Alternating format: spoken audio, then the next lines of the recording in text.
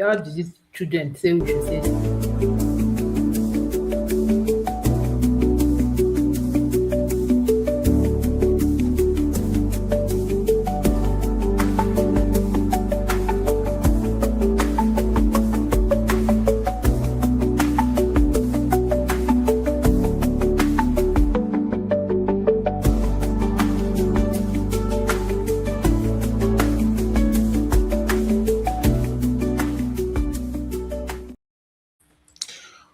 Welcome everyone to today's edition of the Entrepreneur Series.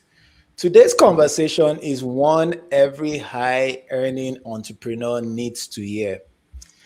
You can make money every day. You can grow your business, but yet freedom feels like it is out of reach. Today we are unpacking why this happens. But before we begin, I want to engage you. Wherever you're watching from, in the chat, I want you to type yes if your income has grown in the last few years, but you feel like your sense of freedom hasn't grown. I'll give you a few more minutes to do that. Put in the chat if you're listening, wherever you're watching from, put in the chat also. We're excited to have you join us today. Put it in the chat, right? So your income has increased, but it feels like, your freedom has not increased, right? Okay. I know people are still joining. So now I'm joined with Olumuyiwa Adejuwon. Muyiwa is a very, very good friend. So I've been excited about this session today. And I've been looking forward to this session. Muyiwa is a finance professional with over 20 years experience across banking, PwC, PricewaterhouseCoopers, and risk leadership at Total, right? What makes her story powerful is this. She didn't just advise on financial structure. She applied it. And through intentional planning, she stepped away from corporate life at 41 and redesigned her life through freedom, family, and she's always telling me that Ajiri, I've retired. I love when she says this. But now she's a licensed professional, insurance professional in Canada, and she's helping high-earning professionals and entrepreneurs, especially immigrants, build tax-efficient strategies that protect their income and their future. Muyiwa, welcome once again, and I'm really glad to have you here. Thank you so much for having me, Ajiri. I'm excited to be on this program with you. Let's start here. You exited the corporate life at 41 and you did it intentionally. Mm-hmm. What specific financial decisions made you do that? Okay, that's a good question. And one that I thought of while even in school. I always thought, you know what? My mom was big on family. Mm-hmm. For her, she also left employment very early because my father had moved we used to stay in Akure in Nigeria to another location, and the people in her office at the time were like, how would you're going to leave this and go? And she said, yes, I prioritize my family over any other thing. I will go do my own thing. And that stayed with me, that family plays a crucial role. It's number one. So by the time I was finishing school, I was clear that I am going to retire early. It was always with me, right? Now, having high income, I got to that in a couple of years right after school. I was lucky, or maybe shall I say blessed, right? But then I realized that having high income is just the start.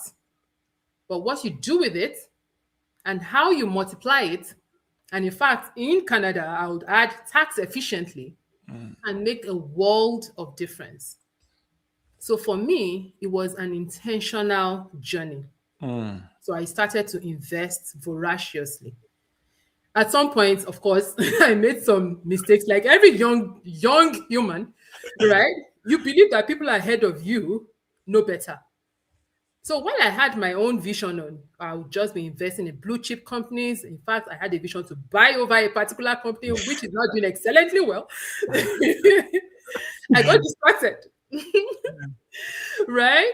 But then I still had my eyes fixed on retiring early. So when I had a couple more years toward to my retirement age, which by the way was 40, Wow. it was 40, but I missed it by the whiskers, right? My But 1 year. yeah, I had to fast track. What did I do? I started applying the principle of not just consistency, Mm-hmm. but even more so discipline. So I paid myself first. Mm. That principle was very critical to my journey. Paying Mm. myself first, and then whatever is left is what we're going to live with. So What does that what does that really mean, paying yourself first? Because I hear that a lot, and every finance expert says that a lot. But what does that mean practically to a layman? it means viewing your own future self. What Mm. kind of life do I want to live? Right? How do I want to get there? What are those choices that I need to start making today? Mm. What are the options before me to make the choices I need to make? And then going there and making it and having your gaze on the finish line. My future self needs to look back and say, well done, you did well for me, Mm. right? So Mm. I just started to make those investments. In fact, at some point, 85% of what I was earning was going into my future self Wow. because I'd made some mistakes and I was trying to play catch up. Wow. Yes, Wow. we can argue that having high income helped me, but yes, we are here to talk about high income earners, right? Mm-hmm. Mm-hmm. Mm-hmm. So, yes. Yeah. Interesting. Interesting. But from everything you've seen in your career, why do so many profitable entrepreneurs still feel financially stuck? I think that, oh, go ahead. I thought you had finished. Yeah, yeah. No, I want us to make it practical for the audience who are listening to us. Why do they still feel stuck? I feel like most of the time, when people have high income, whether as incorporated professional, whether as business owners, or whether even as employees, the first thing that jumps into the mind of everyone is lifestyle inflation, right? Mm-hmm. Now I was using Toyota. Now it's time to start using a Range Rover. Forgetting that, look, there is a goal. It's not that you should not improve your life. No. Mm-hmm. Mm-hmm. Of course, I didn't drive the same car I was I didn't drive the same Mm-hmm. car I was driving when I started. Mm-hmm. Mm-hmm. But you take it in steps that are, convenient, that will not hamper that future self. Another problem, especially for incorporated or professionals or business owner, is you don't design a system where you're not working in your company, Mm. your structure, right? So that because when you're working in your company, you Mm-hmm. don't have that time to think strategically. Mm-hmm. You want to be able to create a structure where you can have enough time to have strategic thinking, not just for your business, but also for your own self. Now, when you speak of structure, there's a structure of the business. Mm-hmm. Yes. Is it also the structure of your own investment? Mm. Right? There's another conversation around there. Mm. The intentionality is very critical in the conversation as well. So I'll Mm. stop there for now. Yeah, but you know, there's some point you brought up right now, working in the business. So there's a possibility that people can work in the business, but they are not working on the business. Exactly. So that could get people sucked in many ways. So, but muy well, if we look at misconceptions, what is the biggest misconception high income earners have about financial freedom? I think that one of the big misconceptions is to feel like the money will keep coming anyway. Mm, mm. But guess what? You're not in control of tomorrow. There is only one superpower in control, and that person is not you. Mm. Which is why I say to people that my risk management and audit experience plays a significant role in my journey as well. Because you're going to step back and say, okay, today I'm earning well, my business is doing well. But Mm. what happens if? What happens if you fall ill? What happens if you pass away? What happens if the economy changes and it's not in your favor? Yeah. What happens if you cannot sell that business? Have you answered these questions? So you cannot just rest on your oars and say, for sure, money will keep coming. You've got to put in plans in place to ensure that even if there is a hitch, you have secured your own future and possibly the future of your next generation. That makes a lot of sense, because when it comes to financial planning, it's not just about investment, right? It's you there are many components attached to it, because most people just focus on, oh, I need to invest, I need to grow money, but they forget these important questions you just asked right now. But at what point does earning more money stop being the solution? Because people feel that if I earn more, that is the solution to all the problems. But at what point? That's an interesting question, especially for Canadian audience. Because if you move from earning your 100K to earning 300K, you have a bigger problem at hand, right? Because you're going to be paying taxes, right? Huge taxes if you do not apply the right strategies, right? If you say, okay, I'm just going to put in the effort, I have the right strategies in terms of investment, but I'm just going to put in more effort and show up more. We all have 24 hours in a day. You can only push your body to a certain limit. You may just break down. So at the point where you know that your absence is going to make things fall apart, you need to start making different choices. At the point where you see that the more you earn, the less you're able to keep. No one needs to tell you that you need to start thinking differently and being in the right room to have the conversations around strategy. So at the end of the day, there are two things. It's your strategy, it's your intentionality. We've got to live life intentionally. Our finances are part of life. That's quite interesting, because you talked about strategy, but strategy requires structure, right? But what structural mistakes quietly prevents entrepreneurs from building lasting wealth? And if needed, can you give us a practical example of what this could look like? Right. So for example, I'm just gonna be talking about the Canadian experience, right? So in Canada, people say, okay, they are at least aware that they need a corporation, right? But now, just having a corporation does not solve all your structural issues when it comes to earning and keeping more. Do you need a holding company structure? You need to have those conversations with people that know. You need to Absolutely. build the right team around yourself, right? Because you cannot just say, I have a good business, I have a good practice, I'm earning a lot, and that's it. If you do not build a good team around yourself, that includes your lawyer, it includes your advisor in terms of maybe insurance advisor, your financial advisor, your tax advisor, then you're missing a lot in your structural framework in terms of your organizational structure now. Now, when it comes to the structure of your finances, you need to talk to the experts as well, right? Are you building the right structure to ensure that if anything happens to you, your business keeps going? The business expenses are catered to. It can run as though you were there, even though you're not. Have you built in all of those structure in place? Have you built the structure that would also ensure that your family is taken care of? Right? That's a it's a very, very important point. And let's ask the audience, Muyiwa, for those of people who are watching, listening, and for those who will watch later, you could still put your comment. If your business or your job stops paying you for the next 12 months, would your lifestyle change?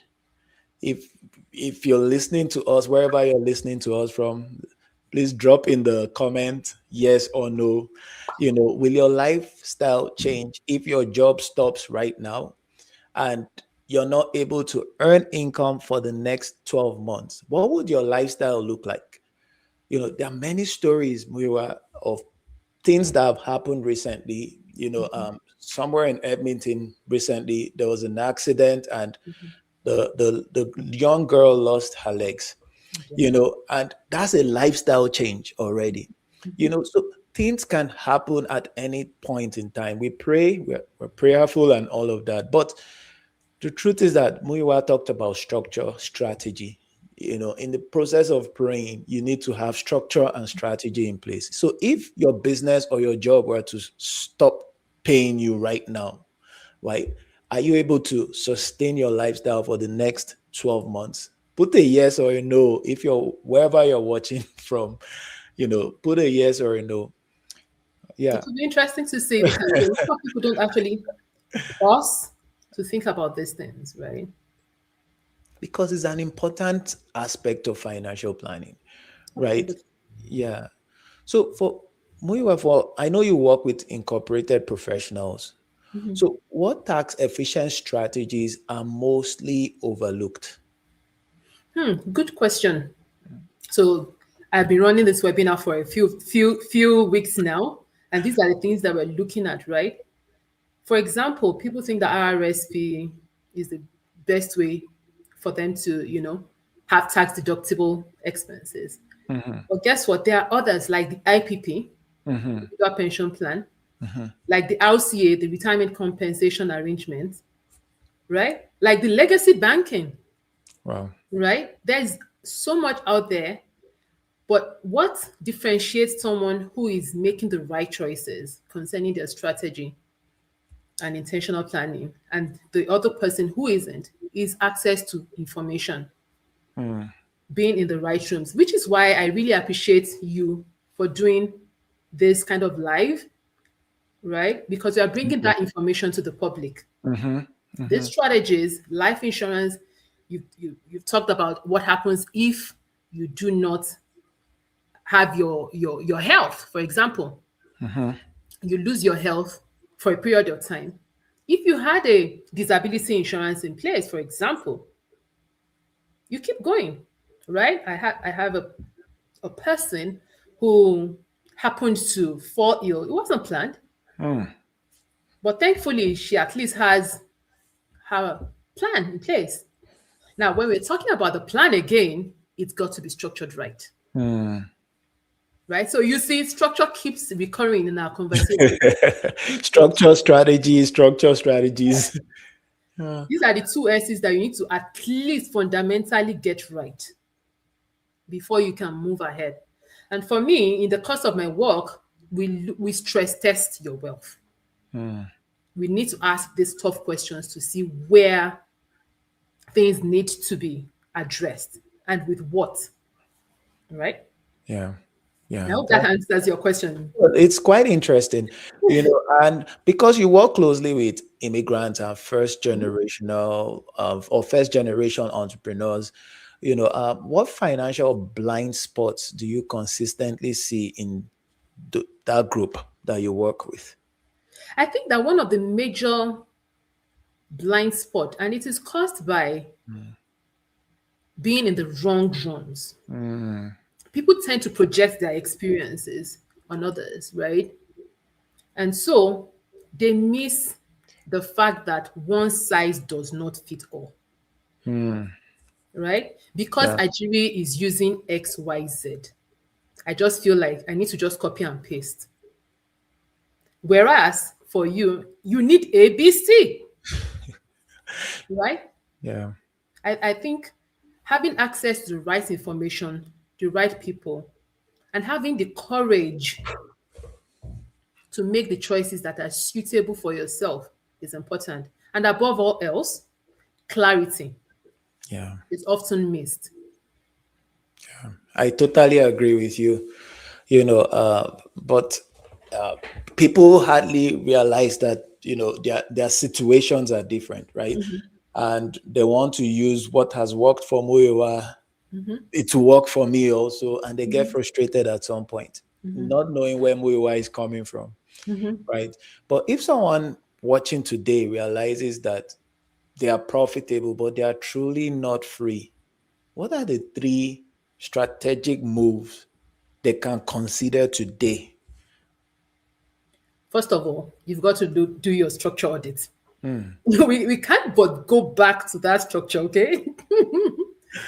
You've got to do an audit because unless you know and understand exactly where you are, and I guess I'm putting on my consultant cap here, right? You've got to understand where you are, why you are where you are, before you begin to decide this is how you need to go to where you want to go to, having defined where you want to go to. So a structure audit, both for your organization and for your investment, because they work hand in hand. It's like a Siamese twins, right? They work hand in hand. You have a review of that. Do you have the right team? We take a look at that. Do you have the right organizational structure? Take a look at that. These are quick wins, right? Yeah. And then we look at where do you want to go, defining where you want to go. What kind of life do you really want to have? Do you want it to have a life that is without boundaries? They call you at 12 midnight, you have to be there because you are not there, nothing moves. And if nothing moves, you are not earning. That is not life. You're just stuck, really. Even though it's paying you good money, but you're stuck really because you've lost control of your life. Once you lose control of your time, you've lost control of your life. Like I always say to people, time is life. Time is not money. 100% agree. Time Right? is life. That's Time is life, powerful. Yeah. right? Time. But what does that mean, really? Muyiwa? In many ways, it means this moment we are having together, Ajiri, I cannot get it back. Neither can you. True. I'm sharing my life with you right now. You're sharing your life with me and with the rest of the audience, which is why investing your time wisely becomes important. Your time. Now, that's on the side of you actively participating in something. On the side of your money, it's also life. Because when you send your money to work for you, when it has time to work, it pays you back. So 100,000 can become $1 million if you send it to work in the right place, using the right strategy, the right structure. It needs time. It's time that we all have, but we've got to decide how we are spending it. I think it was you who said, are you spending it or are you investing it? Definitely, yeah. Right? So you got to know the right amount to spend because you have to spend You know, and to invest.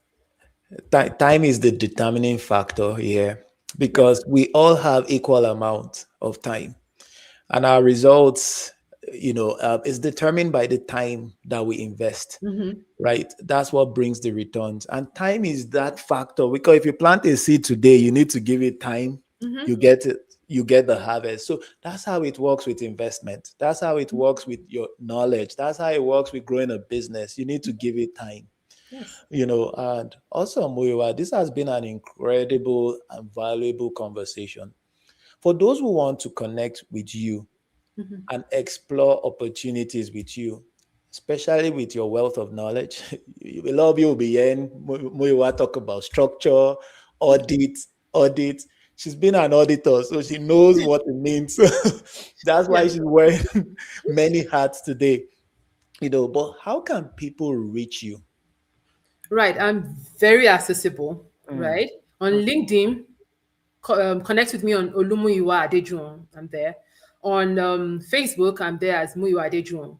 And on Instagram, I'm at OLUMUYEEWAH. I can also be found on my website, which is earntoflourish.ca, which is EARNFLOURISH.ca. You can connect with me through these platforms. That's fantastic. Any last words, Muyiwa, before we round up?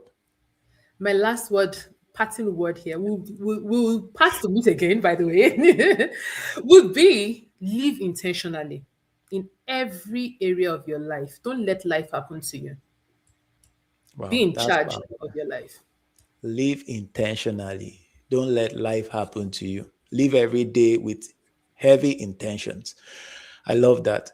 And to everyone watching, here's the takeaway. Profit is important, but profit without structure does not create freedom. Income without strategy does not create options. Mm-hmm. If this conversation resonates with you or resonated with you, contact Muyiwa. She has given you all her details and you can reach out to her if you have more questions. And more importantly, don't just build revenue. Design freedom intentionally, just like Muyiwa said. Thank you for joining us. We'll see you at our next episode of the entrepreneurial series. I'll see you soon. Take care, Thank you everyone. so much for having me. All right. Enjoy the rest of the day.